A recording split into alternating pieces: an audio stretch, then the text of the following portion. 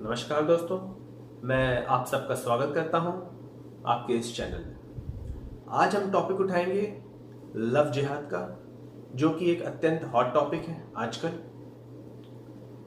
वैसे ये तो कई सालों से होता आ रहा है, पर सरकार को अब चेतना आई है कि इस बारे में कोई कानून बनाया जाए। खैर चलिए, देर आए दुरुस्त आए, मैं तो यही कहूँगा। अब इसमें देखिए सरकार क्या कानून बनाने जा रही है। वो ये कानून बनाने जा रही है कि अगर कोई मुस्लिम धर्म का लड़का किसी हिंदू धर्म की लड़की से शादी करता है, अपनी आइडेंटिटी छुपाकर, समझ रहे हैं, अपनी आइडेंटिटी छुपाकर शादी करता है। वो कहता है कि मैं हिंदू हूं, जबकि वो असल में मुस्लिम है। ठीक है। और जब शादी हो जाती है, फिर लड़की के ऊपर दबाव बनाया जाता है कि वो इस्लाम धर्म कबूल कर ले। आजकल हम केसेस देख रहे हैं कि अगर लड़कियां इस्लाम धर्म कबूल नहीं करती हैं तो उनको मार दिया जाता है। तो इस संबंध में सरकार कानून बना रही है। तो वो कानून किस तरह का होगा? वो दोस्तों इस तरह का होगा कि पहले तो ये विचार किया जाएगा कि क्या लड़के ने सच में कोई चीज छुपाई है। ठीक है, पहले ये विचार किया जाएगा, फिर इसको प्रूफ किया जाएगा कि उस लड़के ने अपनी आइडेंटिटी छुपाई है। ये प्रूफ किया जाएगा। सब कुछ प्रूफ होने के बाद तब ये निर्णय लिया जाएगा कि वहां पे लव जिहाद हुआ है। और इतना सब ड्रामा होने के बाद उसको मात्र 5 वर्ष की सजा होगी। ठीक है दोस्तों, ये तो हम भी जानते हैं कि कोर्ट में जो केसेस हैं वो 10 साल तक पड़े रहते हैं। ठीक है, ये तो आप सब जानते हैं। पर यहां पे उसको सिर्फ 5 साल की ही सजा होगी, और वो भी प्रूफ होने के बाद। अब इस लव जिहाद कानून के मूल में आते हैं कि मूल में क्या है। इसके मूल में सिर्फ एक बात है कि अपनी आइडेंटिटी, अपनी मुस्लिम आइडेंटिटी छुपा करके एक लड़के ने हिंदू लड़की से शादी करी, और वो लड़की इस्लाम में कन्वर्ट होना चाहती है सिर्फ इसलिए कि वो शादी को वाजिब कर सके। ये तो आप कुरान संख्या 221 आप गूगल कर लीजिए। कुरान संख्या 221 में साफ साफ लिखा हुआ है कि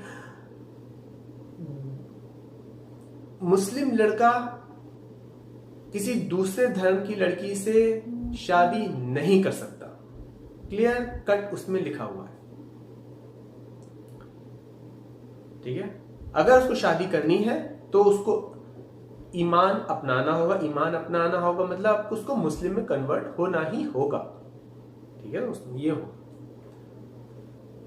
अभी कुछ महीने पहले इलाहाबाद हाईकोर्ट ने भी कहा था, डिसीजन दिया था कि अगर शादी को सिर्फ शादी ही मोटिव है, अगर धर्म चेंज करने का, तो उस टाइप का धर्म परिवर्तन या उस टाइप का निकाह वैध नहीं है।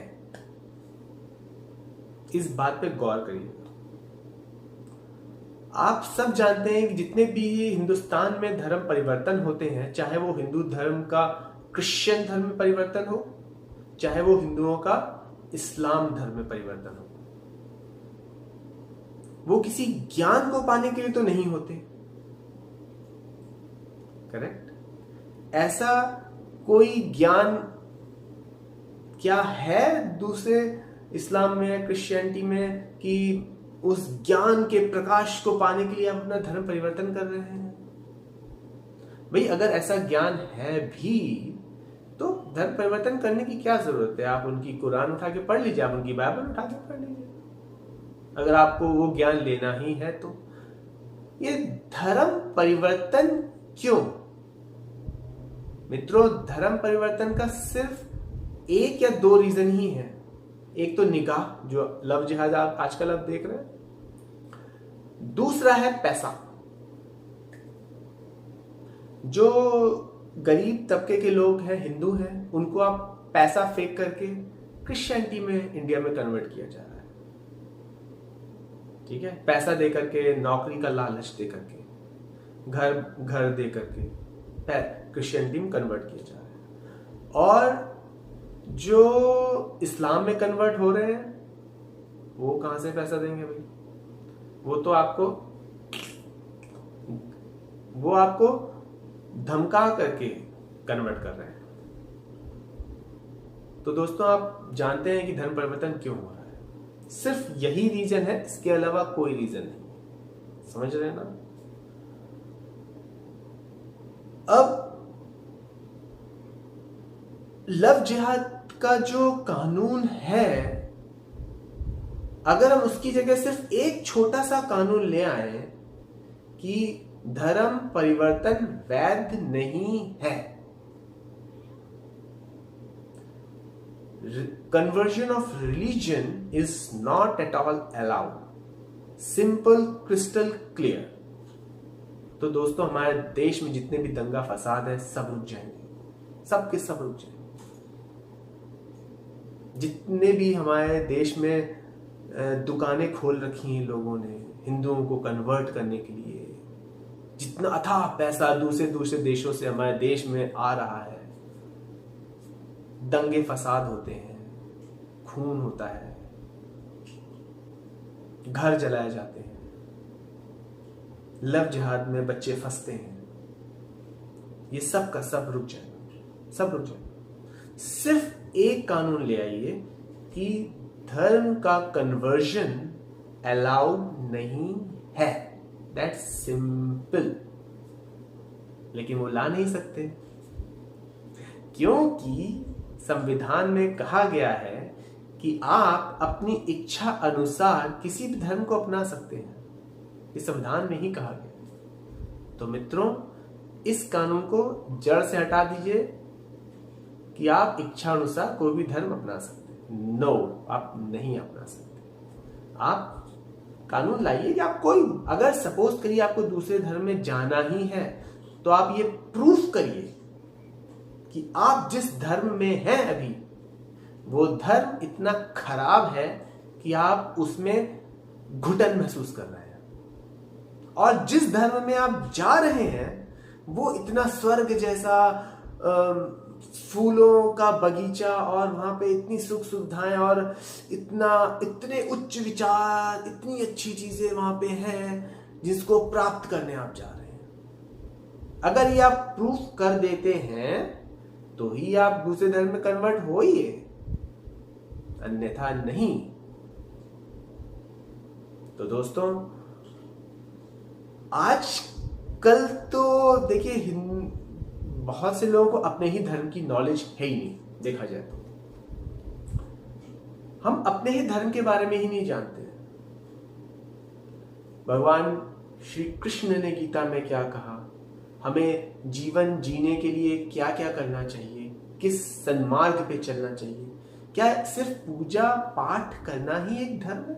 हमने सुबह आरती उतारी, भगवान की टीका लगाया, धर्म हो गया? नहीं दोस्तों, ये धर्म का एक बहुत छोटा सा पार्ट है।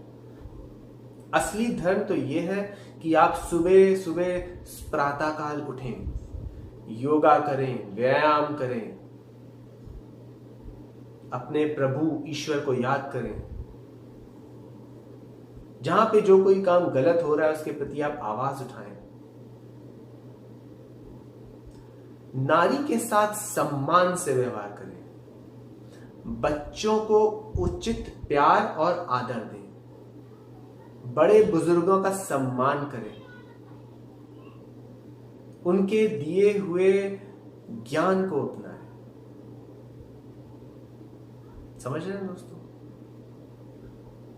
ये है धर्म।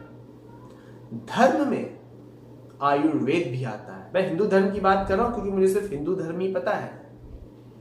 आप मुझसे ये अपेक्षा बिल्कुल भी मत करिएगा कि मैं सभी धर्मों को समान कहूंगा, क्योंकि मुझे दूसरे धर्मों के बारे में नॉलेज है ही नहीं। तो मैं दूसरे धर्मों को समान अपने धर्म से कैसे कह सकता हूं?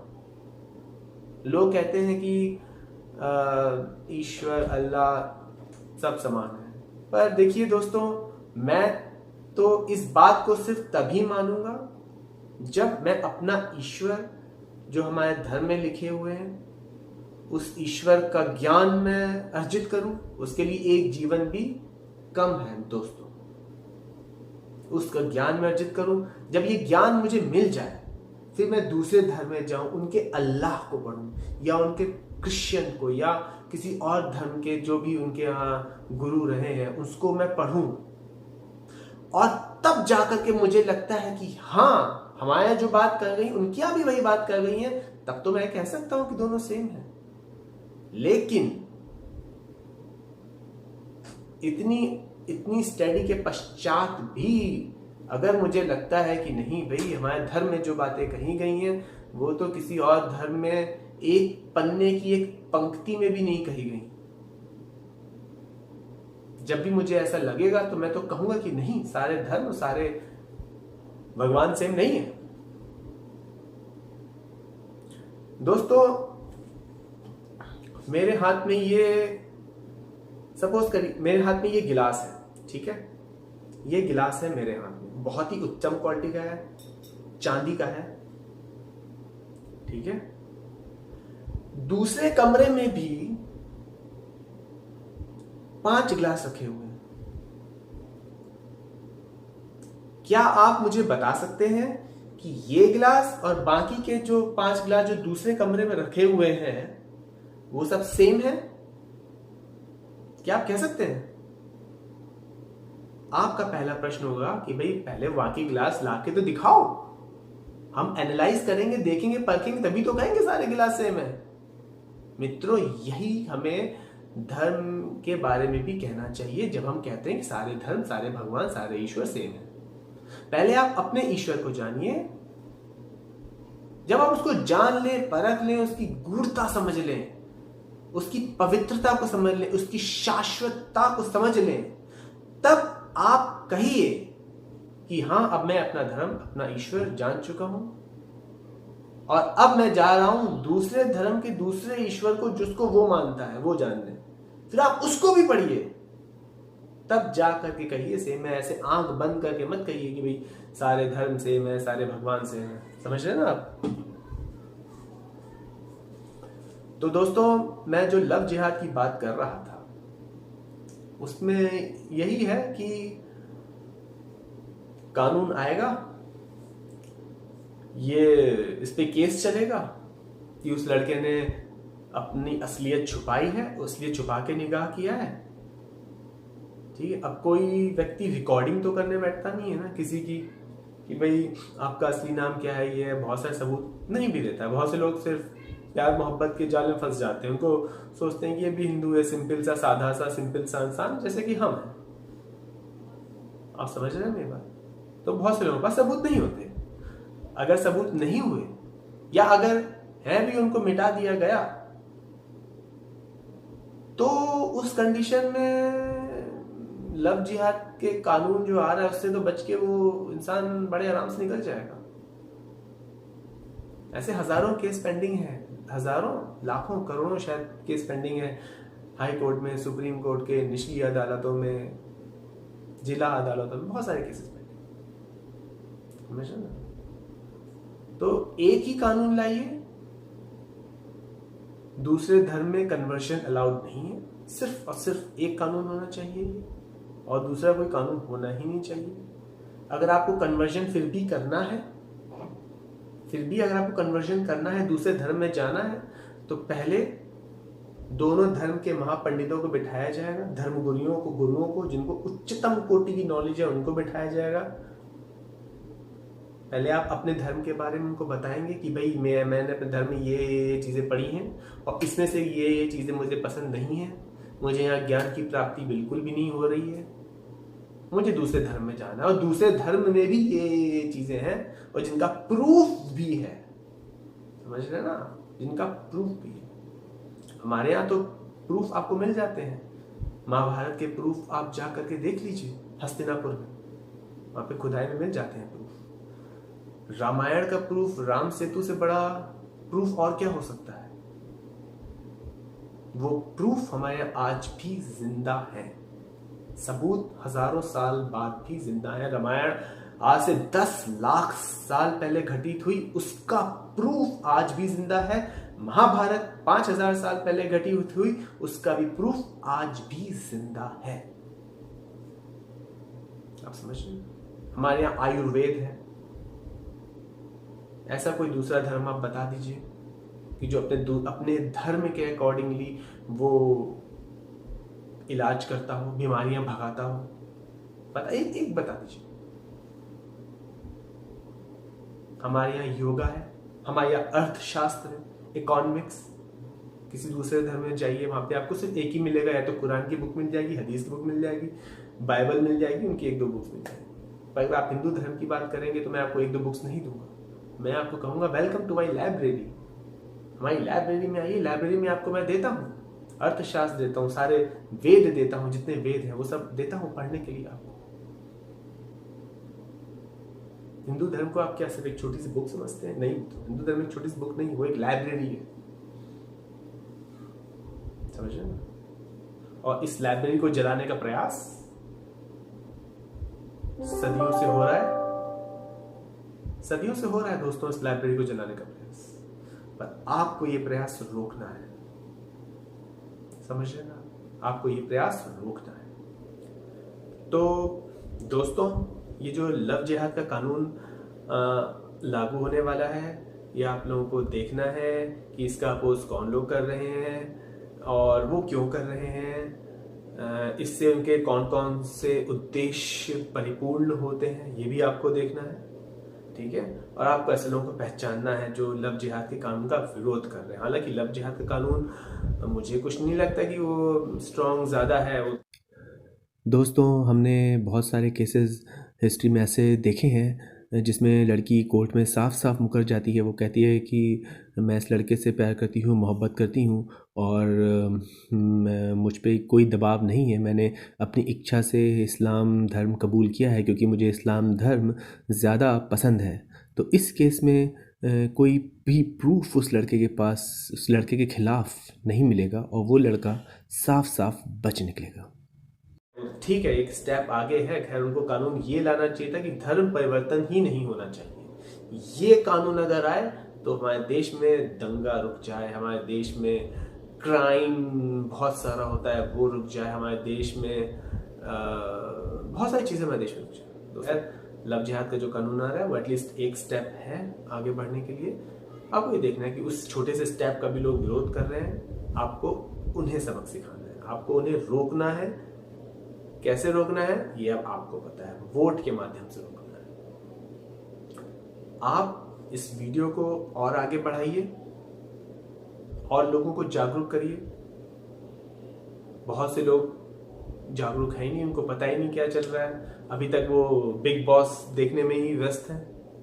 बहुत से लोग बिग बॉस देख रहे हैं, उनको पता ही नहीं है कि क्या हो रहा है, क्या साजिश चल रही है, देश में क्या हो रहा है, कुछ भी नहीं पता है। समझे? ये वीडियोस आप उन तक तो फॉरवर्ड कर ही सकते हैं, एटलीस्ट अपना वो बिग बॉस स्टॉप करके, जो हमारे देश में एक नकारात्मकता की छवि पेश कर रहा है। बिग बॉस लड़ाइयाँ करवाता है, गंदी गंदी गालियाँ देता है, न्यूडिटी दिखाता है? लोग उसको देखना पसंद कर रहे हैं। भैया, उनको उठाओ सोने से, भी उठो। अब वो आराम के दिन गए, अब आपको उठना है, जागना है और एक होना है। बोलो भारत माता की जय, वंदे मातरम। मित्रों, जिस प्रकार ज्ञान बांटने से बढ़ता है, ठीक उसी प्रकार जागृति भी स्वयं जागने से और दूसरों को जगाने से ही बढ़ती है। इस वीडियो को ज़्यादा से ज़्यादा लोगों को शेयर करें और सब्सक्राइब ज़रूर करें ताकि हमारा परिवार और आगे बढ़ सके।